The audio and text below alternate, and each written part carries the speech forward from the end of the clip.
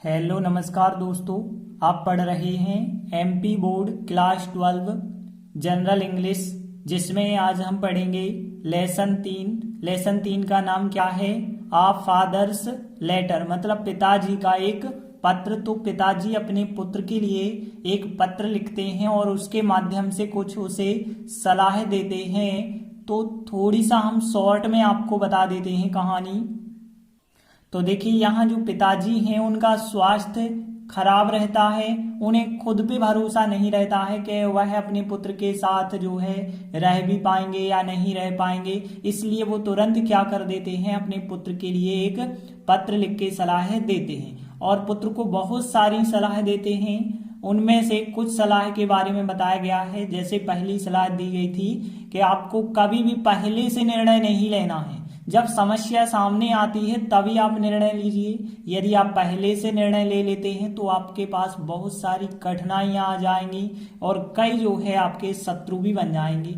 और हो सकता है यदि आपके बहुत सारे शत्रु भी बन गए तो आप फिर क्या करिए, आप फिर दूसरी सलाह दी थी कि ऐसा काम करिए ताकि वो शत्रुता खत्म हो जाए, मतलब वो शत्रुता निष्क्रिय हो जाए। तो उसके लिए उनने सबसे अच्छा तरीका बताया कि जो आपके शत्रु हैं उनके बारे में आप गलत ना सोचें। वो जो करते हैं उन्हें करने दें। यदि वे तुम्हें नुकसान भी पहुंचाते हैं तो उन्हें जो है इग्नोर करते चलें, आप अनदेखा करते चलें। तो यहाँ पे निश्चित है कि एक समय ऐसा आएगा कि आपकी शत्रुता निष्क्रिय हो जाएगी। और उन्होंने बताया कि आपको कभी भी किसी व्यक्ति की गरीबी का मजाक नहीं उड़ाना है। तो इस प्रकार से बहुत सारी उनने सलाह दी। तो हमने प्रमुख प्रमुख सलाह बताई जो हमें क्वेश्चन आंसर में बहुत हेल्प करेंगी। तो देखिए, हम पहला क्वेश्चन देखेंगे। तो यहाँ पहला क्वेश्चन महत्वपूर्ण है, भले ही एक भी बार परीक्षा में नहीं आया है लेकिन महत्वपूर्ण है। तो देखिए, पहला क्वेश्चन क्या है? Why does the author choose this occasion to advise his son. इसका मतलब क्या है, हिंदी में समझते हैं। व्हाई का मतलब होता है क्यों, द ऑथर मतलब लेखक, और चूज मतलब होता है चुनना। तो लेखक क्यों चुनता है दिस ओकेजन, इसी अवसर को, टू एडवाइस सलाह देने के लिए, हिज सन अपने पुत्र को।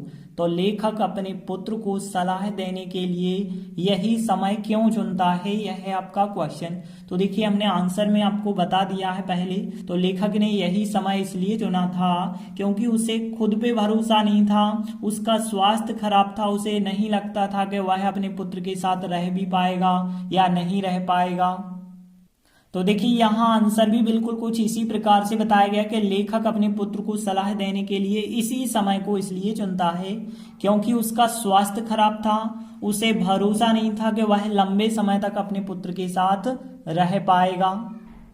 तो देखिए, आपके पास केवल 3 ही लाइनें हैं। इन 3 लाइनों को हम ट्रांसलेट करेंगे। तो इसके लिए सबसे पहले कौन कौन से वर्ड आपको पता होने चाहिए? तो सबसे पहली चीज तो आपको एक वर्ड पता होना चाहिए यहाँ, इनडिफरेंट।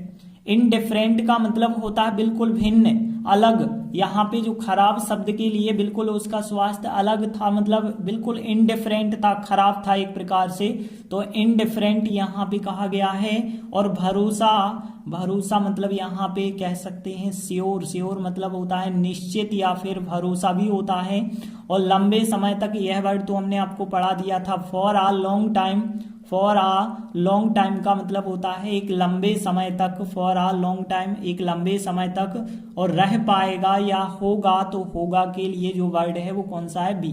तो 1 2 3 4 शब्द ही आपको पता होने चाहिए, बाकी सब वाक्य बहुत सरल हैं। तो देखिए, पहली लाइन तो बिल्कुल क्वेश्चन की ही है। तो यहाँ पे बिल्कुल क्वेश्चन की ही हम लाइन लिखेंगे। तो यहाँ पे हम देखिए द ऑथर से कहाँ तक लिखेंगे? हिज सन तक लिखेंगे। तो यहाँ पे देखिए द ऑथर, यहाँ पे लेकिन डज कम होगा तो चूज में जो है आपको एस जोड़ना पड़ेगा, चूजेस करना होगा। तो पहली लाइन जो है बिल्कुल क्वेश्चन की तरह है, the author chooses this occasion to advise his son. तो पहली लाइन तो क्वेश्चन की हो गई। अब देखिए दूसरी लाइन, बिकॉज होता है क्योंकि, हिज मतलब उसका, और हेल्थ मतलब होता है स्वास्थ्य। तो बिकॉज हिज हेल्थ, अब देखिए खराब था, पास्ट टेंस है। और एक नॉर्मल पास्ट यदि होता है तो आप कैसे बनाते हैं? सब्जेक्ट वाज वेयर और फिर इसका ऑब्जेक्ट लिखते हैं। तो यहाँ पे बिकॉज हिज हेल्थ और फिर यहाँ पे सहायक क्रिया लगाई हमने वाज, और फिर यहाँ पे इनडिफरेंट, तो because his health was indifferent and, और ही मतलब उसे, और फिर यहाँ पे फिर बिल्कुल वही टेंस बनेगा वाज, फिर यहाँ पे सहायक क्रिया and he was not sure मतलब भरोसा नहीं था। देखिए हमने श्योर बताया भरोसा के लिए, अब यहाँ पे नॉट लगा के आपको लिखना होगा तो नॉट श्योर हो जाएगा। तो यहाँ पे देखिए because his health was indifferent and he was not sure, इस प्रकार से आपका वाक्य बन जाएगा। आगे देखिए वह मतलब ही लंबे समय तक फॉर अ लॉन्ग टाइम, अपने पुत्र मतलब यहाँ पे हिज सन, और विथ मतलब के साथ, और रह पाएगा मतलब हमने आपको बताया था बी। यहाँ पे रह पाएगा देखें फ्यूचर टेंस है, तो फ्यूचर टेंस में हमें पता है फ्यूचर सिंपल का वाक्य तो विल लगती है, लेकिन यदि पास्ट की घटनाओं को बताएं तो विल ना होके विल का पास्ट फॉर्म वुड लगता है, फिर फर्स्ट फॉर्म ऑब्जेक्ट होता है। तो यहाँ भी हम सहायक क्रिया क्या लगाएंगे, फिर वुड सहायक क्रिया का इस्तेमाल करेंगे। तो यहाँ पे देखिए वाक्य क्या होगा, ही वुड, और फिर बी मतलब रह पाएगा, विथ हिज सन अपने पुत्र के साथ, फॉर अ लॉन्ग टाइम मतलब एक लंबे समय तक। तो इस प्रकार से आपका आंसर देखिए, पहली लाइन क्वेश्चन की है, the author chooses this occasion to advise his son, और because his health was indifferent and he was not sure, और फिर he would be with his son for a long time. तो देखिए इस प्रकार से आंसर बना है, the author chooses this occasion to advise his son because his health was indifferent and he was not sure, और दैट और है यहाँ पे की के लिए, और फिर he would be with his son for a long time. तो यहाँ पे आप दैट और याद रखना, तो यहाँ पे and he was not sure that, और फिर ही वुड, और फिर B with his son for a long time. इसके बाद देखिए अगला क्वेश्चन बहुत ज्यादा आईएमपी है, 2011, 2013, 2018, 2020 में आया है, तो इसे अच्छे से समझें। देखिए दूसरा क्वेश्चन क्या है, what happens if we prejudge people and future events. इसका मतलब क्या है, देखिए व्हाट हैपन्स क्या होता है, या क्या होगा भी हम कह सकते हैं। तो क्या होता है यदि हम प्रीजज मतलब पहले से निर्णय कर देते हैं, पीपल मतलब लोगों पर, या फिर फ्यूचर इवेंट्स मतलब भविष्य की घटनाओं पर। तो क्या होता है यदि हम लोगों या व्यक्तियों और भविष्य की घटनाओं के बारे में पहले से निर्णय कर देते हैं, तो हमने आपको बताया था यदि हम पहले से निर्णय कर देते हैं तो कई अनचाही कठिनाइयां और शत्रु बन जाती हैं। तो देखिए आंसर भी बिल्कुल यही बताया गया कि यदि हम व्यक्तियों एवं भविष्य की घटनाओं पर पूर्व निर्णय करते हैं मतलब पहले से निर्णय करते हैं, तो हम अनचाही कठिनाइयां और शत्रु बना लेते हैं। अब देखिए यहाँ पे केवल एक ही लाइन ही आपको ट्रांसलेट करनी है, क्योंकि यह लाइन तो पूरी क्वेश्चन की है। तो इस लाइन में देखिए यहाँ पे कुछ शब्द, एक तो अनचाही, तो देखिए यहाँ अनचाही के लिए क्या हो जाएगा, अनचाही मतलब हम कह सकते हैं बिना बुलाई गई, और बिना बुलाई गई के लिए क्या कह सकते हैं हम, अनकॉल्ड कह सकते हैं। तो एक तो हो जाएगा अनकॉल्ड। और कठिनाई के लिए यदि हम देखें, हार्ड होता है कठिन, लेकिन सिप लगा दें तो कठिनाई होती है, और कठिनाइयां तो हार्ड सिप्स हो जाएगा कठिनाइयां। और यदि हम बात करें शत्रु की, तो शत्रु तो आपको पता होगा एनिमी होता है शत्रु, लेकिन बहुवचन की बात करें तो एनिमीज हो जाता है, और बना लेते हैं या उत्पन्न कर लेते हैं होता है क्रिएट। तो यहाँ भी आपको चारों वर्ड अनकॉल्ड मतलब अनचाही, तो uncalled, hard ships and enemies, और क्रिएट मतलब बना लेते हैं। तो देखिए यहाँ पे लाइन हो जाएगी present simple, subject first form, V के हिसाब से केवल फर्स्ट फॉर्म होगा, एस वाला फॉर्म नहीं हो सकता है। तो यहाँ पे पहले आएगा वी, और फिर इसके बाद आएगा क्रिएट, और फिर क्या क्रिएट कर लेते हैं हम, uncalled, hard ships and enemies. तो एक ही लाइन है यहाँ पे केवल ट्रांसलेट करने के लिए, तो वी क्रिएट हम उत्पन्न कर लेते हैं या बना लेते हैं, uncalled, hard ships and enemies. तो यहाँ पे जो पहली लाइन है वो क्वेश्चन पर आधारित है, तो पहली लाइन इफ से लगा के लास्ट तक हो जाएगी। तो देखिए if we prejudge people and future events, तो पहली लाइन हो गई, और दूसरी लाइन क्या हो जाएगी, we create uncalled hardships and enemies. तो देखिए इस प्रकार से आंसर बनेगा if we prejudge people and future events we create uncalled hardships and enemies. तो इस प्रकार से यह क्वेश्चन भी आपसे बन जाएगा। इसके बाद देखिए एक और आप इंपॉर्टेंट क्वेश्चन देखेंगे 2010, 2012, 2016, 2017 और 2019 में आया हुआ क्वेश्चन है। तो देखते हैं तीसरा क्वेश्चन क्या है। What is the best way to disarm hostility. देखिए हॉस्टिलिटी होती है शत्रुता और डिसआर्म करना मतलब निष्क्रिय करना या समाप्त करना होता है, और बेस्ट मतलब सबसे अच्छा और वे मतलब रास्ता या तरीका। तो सबसे अच्छा तरीका क्या है निष्क्रिय करने का शत्रुता को। तो शत्रुता को निष्क्रिय करने का सबसे अच्छा तरीका क्या है, तो हमने आप लोगों को बताया था कि दूसरों के बारे में आप गलत ना सोचें, भले ही वे तुम्हें नुकसान पहुंचाने का प्रयास करते हैं तब भी आप उनके दोषों को अनदेखा करते चलिए। तो निश्चित है कि एक समय ऐसा आएगा कि उनकी शत्रुता समाप्त हो जाएगी।